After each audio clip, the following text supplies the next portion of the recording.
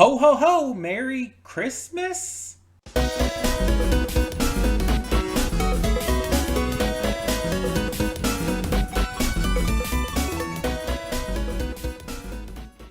Hey everyone, welcome to Princess of Gay. I'm your host Connie, and today we are here with my first impressions reaction to Sanda. So, for those who don't know, this is a series by Saru, the same group that has brought us, the same company that brought us Dan and Scott Pilgrim Takes Off and Keep Your Hands Off Isaacin. Three fantastic anime that I absolutely love.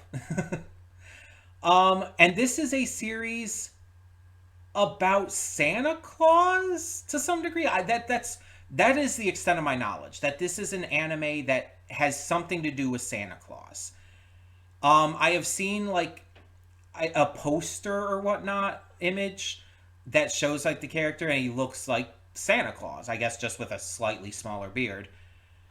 And obviously it's named Sanda and everything, so yeah, that's interesting. This is being released this month. It's being released in October, so this is a brand new fall season anime. And this is the first of what's going to be a few fall season first impressions. So you may have noticed I did a bunch of first impressions to newly airing anime during the summer season. I checked out their first episode. A lot of them were really, well received, and so I decided to check them out. And I determined, just like with all my first impressions, if it's something I want to continue reacting to, watch on my own time, or something I'm just not interested in and I'm going to drop. And so we're doing the same thing with the fall. So the summer season had a lot of big anime coming out, and so there was a lot to cover with that. That's why I got to so many, because there were just so many that kept like getting so much huge attention. But with the fall season, I don't think there's going to be as many. So I'm not going to probably have as many first impressions as I did for the summer. But there are definitely some that I want to check out. And this is the first one that has come out that I wanted to get to. So we're going to check this out. If there's any that I don't end up getting to, you can feel free to request those as a donation reward and everything as well, if you wish to. And if you want more information on that, feel free to ask. But, like I said, I know pretty much nothing about this other than it has something to do with Santa Claus. Which is interesting. Because there's not a lot of anime that have a kind of Christmas time focus. There's some anime that have an episode that focuses around Christmas time. And there's like, I think one movie that I can name off the top of my head being Tokyo Godfathers, which also, by the way, my favorite Christmas movie of all time. But it's like, there's really not a lot that actually have a like specific focus on the holiday. And I mean, why would there be? Why would there be a lot of anime series that would focus on that? It doesn't make a huge amount of sense. But I'm actually surprised there's not other like notable anime movies that focus on that. And I mean actually like our, holiday / Christmas movies. I'm not talking like just take place around that time of year. Because a movie has to be about the holiday to actually be considered a holiday film. So, yeah, just as a note there. But, either way, I'm very excited to see what this series has in store for us. This is definitely going to be interesting. I wonder if it's going to like delve into a lot of like lore stuff surrounding Santa and like kind of give like a new take on that. I don't know. But like I said, I know practically nothing, so we're just going to get into this and hope for the best. Hold up just a sec. Before you click that link down in the description below to get to today's video, I want to remind you of all the awesome content we have both on this channel and the Princess of Gaming channel. Let's check it out.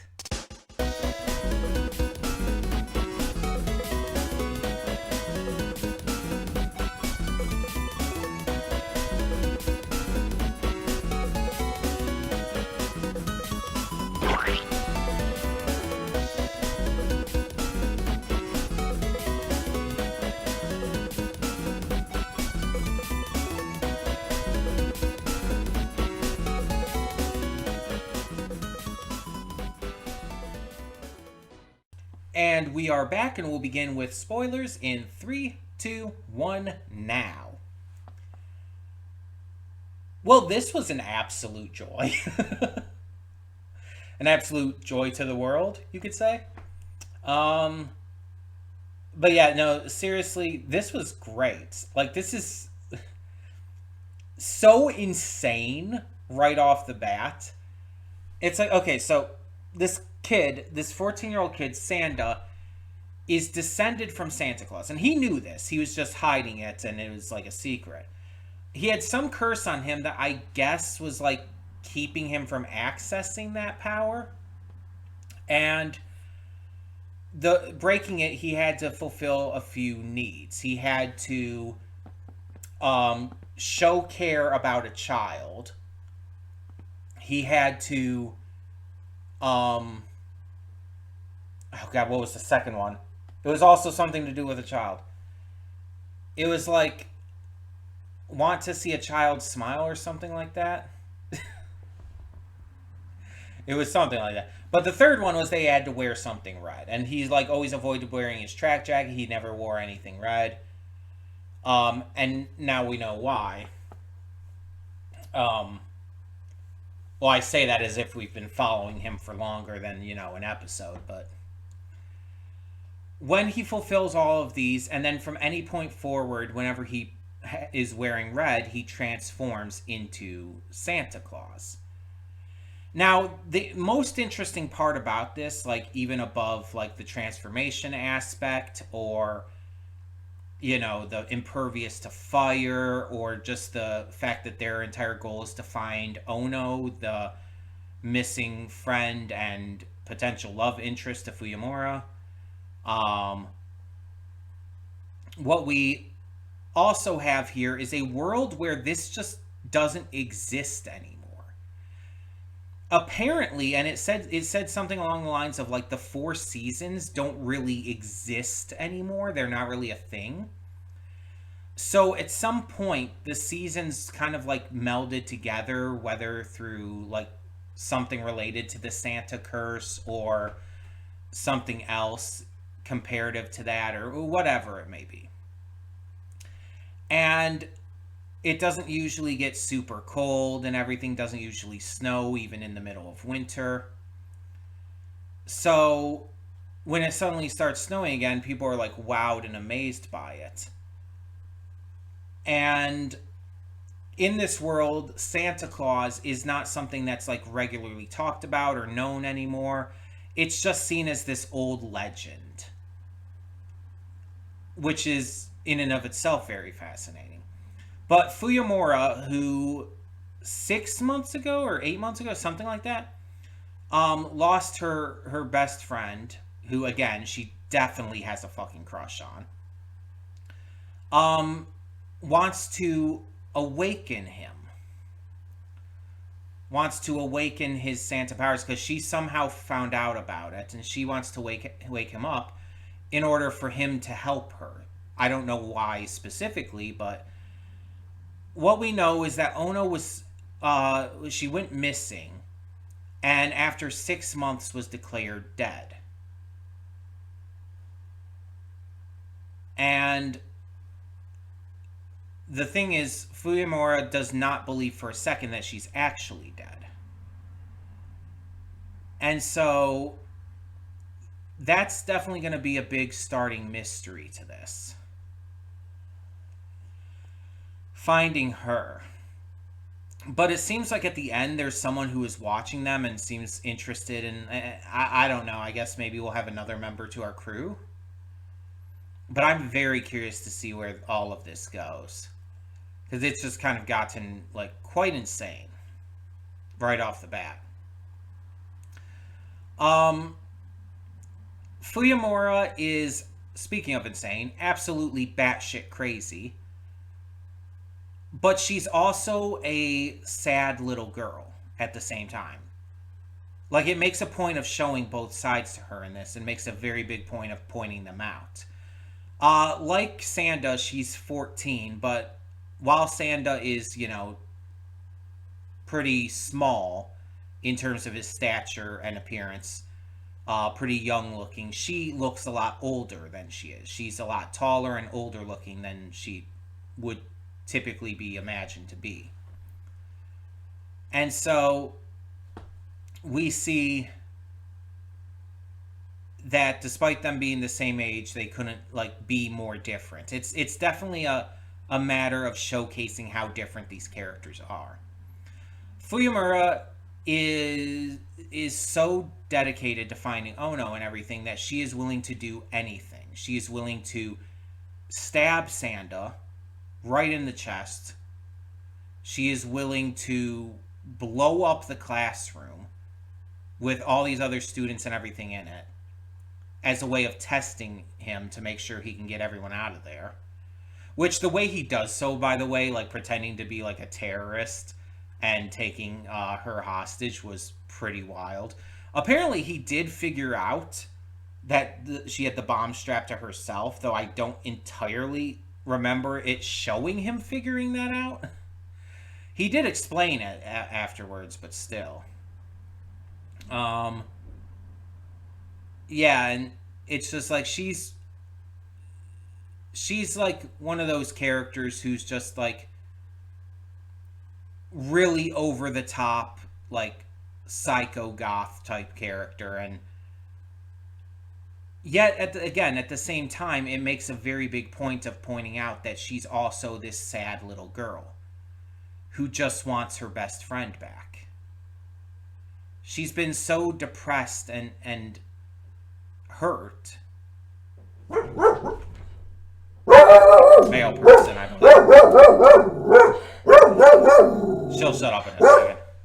But she's been so depressed and hurt since, Ono went missing. And especially after Ono was declared dead 6 months after. That she's, like, pretty much gone, crazy. Because she wants Ono back. And she, again, does not believe Ono is actually dead. She wants to find her, to save her, and to be with her again. And so she is willing to do anything to get to that point. Though after she stabs Sanda, he's just laying there dying, and she's like, "Oh shit, I didn't actually mean to kill you. Get up. Activate your powers." It's actually a little bit funny. Because it's like, she doesn't actually want to kill him, just like with the bomb. She didn't want to like actually blow up the classroom or anyone in it or anything. But she had to test his powers and make sure he could help her and all. Though I think she knows more than she's letting on about things. Because why did she know he was Santa, descendant of Santa Claus? Why does she like need to test his powers? What for?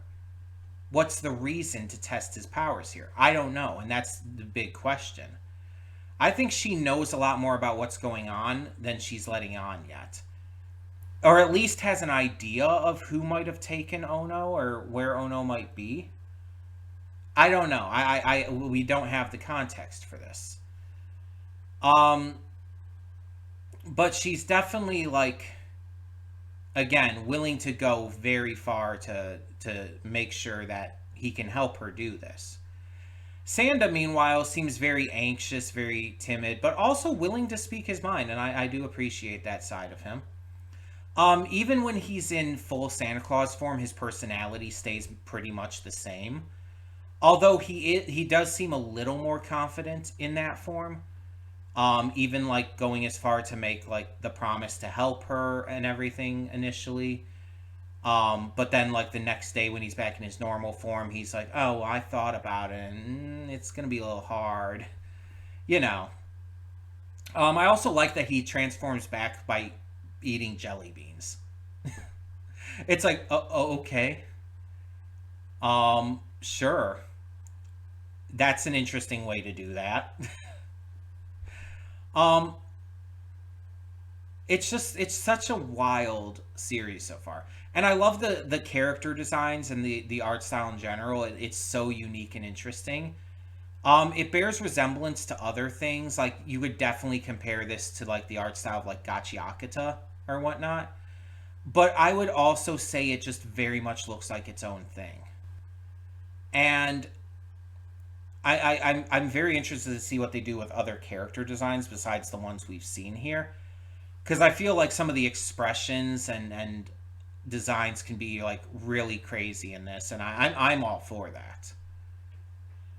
The animation itself is obviously fantastic, but it's a studio that's known for being really great with that, especially after has done so well with that. Science Saru has just been knocking it out of the park for quite a while, and I'm I'm so happy that they're putting out what looks like is going to be another banger. And now we're going to get to the question that I'm sure you're all waiting for. Do I plan to continue reacting to this? Will I watch it on my own time, or am I dropping it? Am I not interested? Well, it's obviously not the final option. We can just cut that out right away. Um I very much want to react to this. I'll just leave it at that. I'm very much going to react to this, but I think I'm going to wait. Like, there's been some things we've reacted to, done first impressions to lately, where it's like, oh, I want to get back to this as soon as possible. This is one that I actually want to wait until after Thanksgiving, American Thanksgiving. So we can do this around the holidays. Now, I don't think we'll be able to finish the series around the holidays necessarily, unless it is just one core, maybe. Well, no, we still wouldn't finish it during the holidays, but I think that this would be better watched at the time of year that this, takes place around. Like, watching this in October, it's like, eh. Even early November just would feel weird to me. So I'm thinking, like, probably late November, whenever, like, the first thing that opens up around that time. But we will be getting back to this for sure. I'm just gonna try to have it be more around the, appropriate time period for this. I don't know why they decided to release this in October. I guess the fall season is October, November, and December. And releasing it in January for the winter season, I guess, wouldn't make any more sense. Because that's after Christmas has already happened. But it's like, it's just weird timing no matter what. So, yeah, I think the best option here would be to just wait for a bit. But I definitely do plan to continue with this. This was, like I said, pretty great. And I'm very, very curious to see where it continues to go. But I would love to hear your thoughts. So tell me in the comments below, what did you think of this first episode of Sanda? And thank you so much, as always, for tuning in. No spoilers if you've read the manga it's based on or whatnot. I wish to remain spoiler free. So for the time being, though, thank you so much for tuning in. I'm Connie, and I'm signing off. See y'all next time.